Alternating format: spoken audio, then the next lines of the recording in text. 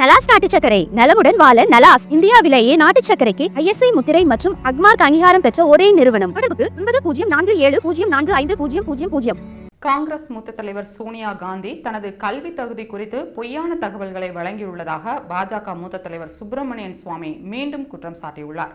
2020ஆம் ஆண்டு மக்களவை சபாநாயகர் ஓம் பிர்லாவுக்கு சுப்பிரமணியன் சுவாமி கடிதம் எழுதியிருந்தார். அதில் 1965ஆம் ஆண்டு கேம்பிரிட்ஜ் பல்கலைக்கழகத்தில் ஆங்கில பாடத்தில் பட்டம் பெற்றதாக தனது கல்வி தகுதியில் சோனியா காந்தி குறிப்பிட்டுள்ளார்.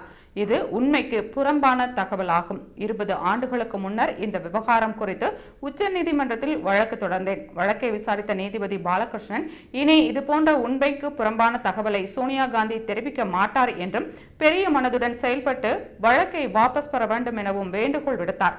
அதை ஏற்று வழக்கை வாபஸ் பெற்றேன். ஆனால் தனது கல்வி தகுதி குறித்து சோனியா காந்தி மீண்டும் பொய்யான தகவலை குறிப்பிட்டுள்ளார்.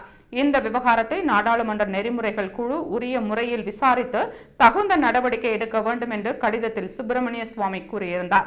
இந்நிலையில் மாநிலங்களவை உறுப்பினராக இருக்கும் சோனியா காந்தி தனது கல்வி தகுதி குறித்து மீண்டும் பொய் கூறியுள்ளார் எனவும் இந்த விவகாரத்தில் பாஜக அரசு நடவடிக்கை எடுத்து அவரது பதவியை பறிக்க வேண்டும் என்றும் சுப்பிரமணியன் சுவாமி வலியுறுத்தியுள்ளார்.